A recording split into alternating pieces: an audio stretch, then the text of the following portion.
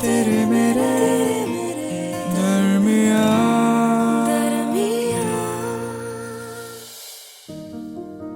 पता नहीं कुछ यादें ऐसी क्यों होती हैं जिन्हें हम चाहे कितनी भी कोशिश कर लें पूरी तरह से भुला ही नहीं पाते। उनका ख्याल हमें कभी तन्हा नहीं करता, वो हमें बेवक्त कभी भी हाजिरी दे ही देता है। और आज फिर से काफी दिनों बाद मेरी नींद खुली तुम्हारे ख्याल से, तो सोचा कि क्यों ना चाय की एक कप के साथ उन पुराने पलों को याद किया जाए। धीमी आंच पर मैंने चाय चढ़ाई, लेकिन ख्याल मेरे पकने शुरू हो गए। मेरे हाथ में एक किताब थी और मैं बालकनी में अपनी कॉफी सिप कर रही थी। किताब के पन्नों की हालत जरा नाजुक थी, मेरे दिल की तरह।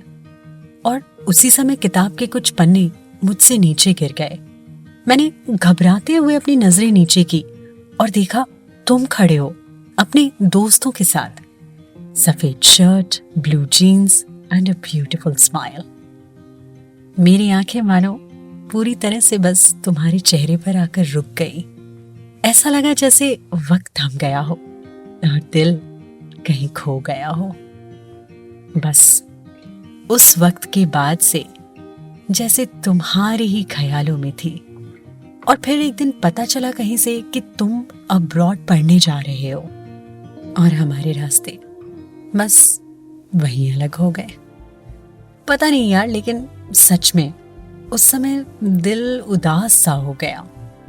मतलब ऐसी कुछ मुलाकात भी नहीं हुई थी, बस नजरें ही तो मिली थी, लेकिन फिर भी ऐसा महसूस हो रहा था जैसे कुछ बहुत ही कीमती खो गया हो।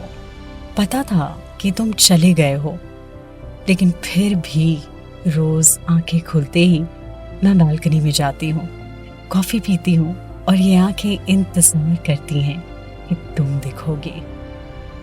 खैर, काफी वक्त बीत गया अब तो, आंखें इंतजार में पथरीली हो गई हैं, पर फिर भी कहीं ना कहीं आज भी ये उम्मीद दिल को बहलाए रखती है कि कभी तो इन्हीं गलियों से गुजरोगे तुम और ढेरों मुलाकातें होंगी, बातें होंगी हमारी, जो कभी अधूरी सी छूट गई थी तेरे मेरे दरमियां। जब हम अपने देश से दूर जाते हैं ना, मतलब अब्रॉड जाते हैं कहीं पढ़ने, जैसे मैं ऑस्ट्रेलिया आया हूं, तो तमाम तरह की फॉर्मेलिटीज होती हैं। वीजा के लिए, पासपोर्ट के लिए, एजुकेशन है तो फिर कॉलेज, ये वो फलाना ढिमकाना। पर यादों को ना कोई वीजा, कोई पासपोर्ट, कोई एडमिशन, कोई फॉर्मेलिटी चाहिए ही नहीं। मतलब आप दुनिया के किसी भी कोने में हो और किसी की आपको याद आनी है तो आ ही जाएगी। जैसे आज मुझे तुम्हारी याद आ गई। ऐसे तो मुझे तुम्हारा नाम भी नहीं पता और तुम क्या करती हो ये भी नहीं पता, कुछ भी नहीं पता तुम्हारे बारे में। बस इतना पता है कि जब दोस्तों के साथ मॉर्निंग वॉक पर जाता था तो तुम उस पार्क के सामने वाले घर में फर्स्ट फ्लोर की खिड़की पर खड़े होकर एक मग में कॉफी या चाय कुछ पीती थी। तुम्हारी fresh out of the bed look देखकर मैं घायल हो गया था। और सच कहूं तो काफी दिन तो मॉर्निंग वॉक इसलिए ही होती थी कि बस तुम दिख जाओ। मॉर्निंग वॉक पर गया था, दोस्त तो नहीं है यहाँ, तो अकेला ही। एक लड़की तुम्हारी तरह अपने घर की बालकनी में खड़े होकर शायद कॉफी पी रही थी। उसे देखकर मैं मुस्कुराया और वो मुझे देखकर मुस्कुराई, ठीक वैसे ही जैसे हम एक दूसरे को देखकर मुस्कुराया करते थे। और तुम्हारी याद आ गई।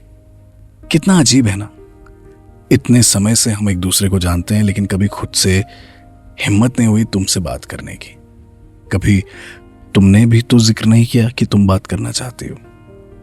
आई जस्ट होप कि तुम जहां भी हो खुश हो और तुम्हारी वो मॉर्निंग वाली स्माइल बरकरार है। अभी तो वक्त का पता नहीं, लेकिन जब भी इंडिया आना होगा ना, वापस आकर मॉर्निंग वॉक पर जरूर आऊंगा। आई जस्ट होप कि तब तक तुम कॉफी पीती हो, वहीं रहती हो और मुझे देखकर वैसे ही मुस्कुराओ। एक बड़ा वेग सा ख्याल है, मुझे लगता है कि ऐसा होगा, और अगर होगा तो सिर्फ मुस्कुराहटों से और आंखों के इशारों से बात नहीं, इस बार लफ्जों से होगी बात। दूरियों से नहीं, फासलों को तय करने से होगी बात। तेरे मेरे दरमिया। तेरे मेरे दरमिया। इस पॉडकास्ट के बारे में अपना फीडबैक देने के लिए हमें लिखें podcast@myradiocity.com पर।